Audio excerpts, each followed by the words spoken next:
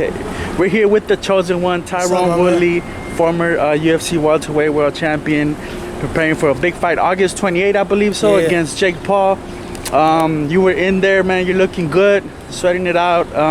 Just let me know how things are going in this training camp for Jake Paul, man. Different opponent from the ones you've seen in the past. Yes, shout out to Buddy McGirt for giving me the hospitality to let me come into his home so freely. And also Eric Mao, who I've been training with for since 2008. We've been over a decade training together, so I'm excited. I'm training hard, leaning out, trying to make the abs show a little bit sooner.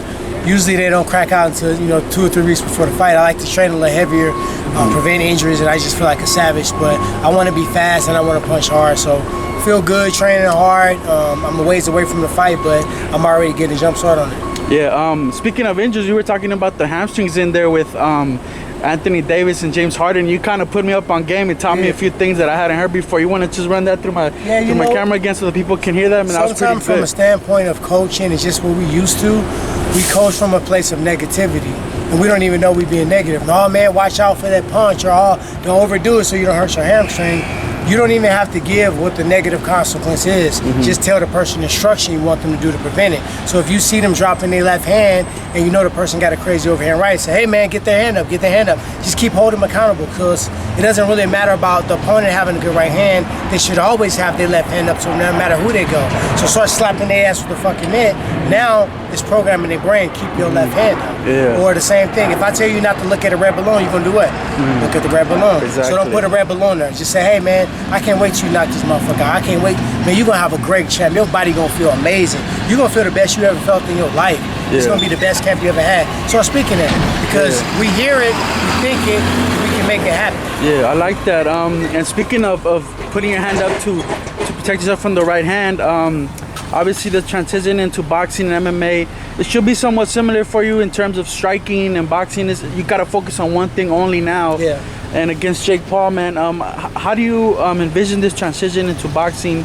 It's against Jake Paul, but it looks like he can turn his punches over, and he's learning. Yeah, I mean, it's a fight, man. He's trying to play out. He's trying the Disney kid, the vlogger, fighting against a seasoned 5-time champion. But when he hear my face, he's talking his shit. It's all a game. If you make yourself low, and you make yourself humble, you make yourself like the normal person, and you go out there and you actually do it, now you look like you're a fucking god. That's what he's doing.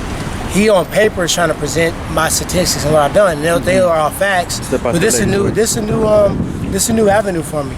Now, before I trained a lot of boxing. This ain't my first time boxing. I trained a lot of boxing. You'll see that when we fight. But for the first time, I get to focus on boxing. Boxing is a primary now. It was a supplement to make my hands right for MMA. But now everything is about boxing. So now I can't get away with a square stance. Now I can get away with some of the footwork and positions and my feet going in different angles because we were going for a takedown or we were going for a kick or I had to defend a shot. So now it's got to be more strict, more linear, long, sharp. Everything is strict, and that's why I like Eric. He don't fuck around. He don't care who you are. It don't matter if you Floyd or Lloyd. You gonna throw your fucking punches right.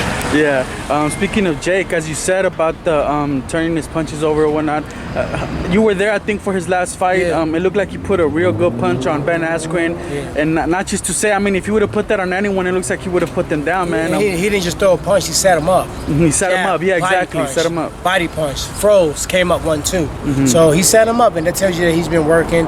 Somebody's working him on strategy and setting traps and playing a chess game. So I'm a chess player too, but I think I've been playing on this board a little bit longer, and that's where my advantage is gonna come in at. Yeah, he has a lot of detractors, a lot of believers, and you got a lot of supporters as well. Two men heading into this fight. I know Floyd Mayweather and Andre Ward, 2 Hall of Famers. They both got into the Hall of Fame last year together.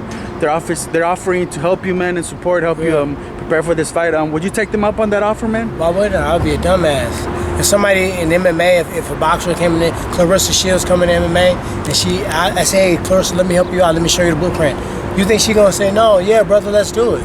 We spoke about it. We did the Titan games together. We talked about training. And I told people, I said, she gonna be kicking. She wants to be an MMA fighter. She don't want to just stop the martial arts and make it a boxing fight with 4 ounce gloves. She want to be an MMA fighter as well, and I really respect her. So shout out to Clarissa Shield. double gold medalist, world champion in many divisions, and now 1-0 as an MMA fighter. She fought a very capable and credible opponent for her debut, and she was losing. I like to see that she came back when she was losing. Exactly. She said, Coach told me I was down. He said, turn it up. And she got it in her. She got cardio for days, too. Yeah. She came out in that first round. When I watched the highlights of it, I thought that was the first round, but that was the third round. So it was the third round. Yeah. As for yourself, man, if you were to work with like a Mayweather and Andre Ward, how would you like kind of schedule that or whatnot? Not to get too deep into it. And the good thing is that we don't have a ton of time, but I'm building a base. So building a base, it doesn't matter who I'm with. If I got good sound coaches around me, whether it's Pedro in Miami, or if it's Eric Brown here, if it's Floyd in Vegas, or if it's Andre Ward in Oakland, you're gonna tell me I'm not gonna get a good base from any of them. So I'm building the base, building the stamina, the cardio. So no matter where I go, I'm in shape. I don't want to waste their time, and I want to be able to get the most. If I'm in shape enough to get 8 to 10 rounds of great work and technique from a person, I want to get that. If I can only do 3 because I'm gassed out because I ain't in shape yet, I wasted both of our time. Yeah. So. I know if you didn't hear Dana White's recent remarks, man, he kind of rebutted. To him, man. Bless and thank you, Dana. I made millions off the UFC, and they made millions off me. It's been a mutual situation. Everybody want me to bash UFC. I don't bash them. They gave me a chance to prove I was the best in the world. I did it 5 times. I fought in my career. I fought 7 world title fights, and I won 5. So I had some bad days, but I had way more good days. So I don't have no negative thing. Dana White's doing what he want to do is protecting this brand.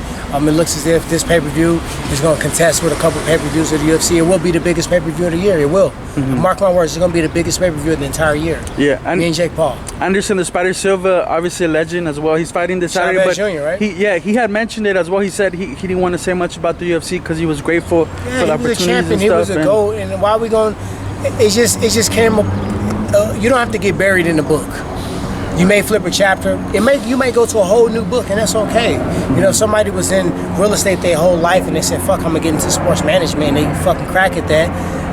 It's no sweat. It's a whole different chapter of our life, and we don't have to get buried in where we got our name from. I got my name from being a world champion in fighting. I had a name before that from being an All-American wrestler. You know what I mean? So now it's time to get a name for being a boxer, an actor, and a complete artist all around. Yeah, and I was gonna say that. Of course, it brings me to Jake Paul keeps kind of picking away at Dana White and trying to for Dana White. Smart. He's smart. He a picker. Yeah. Hey, Dana mad. He on Dana shit. Dana mad. Yeah. He know how to. He's smart.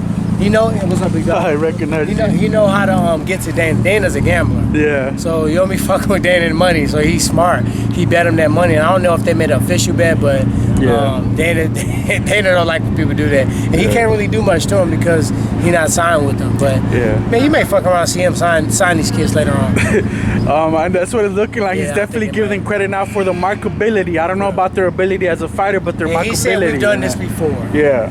Which means CM Punks and Brock Lesnar and things like that. So.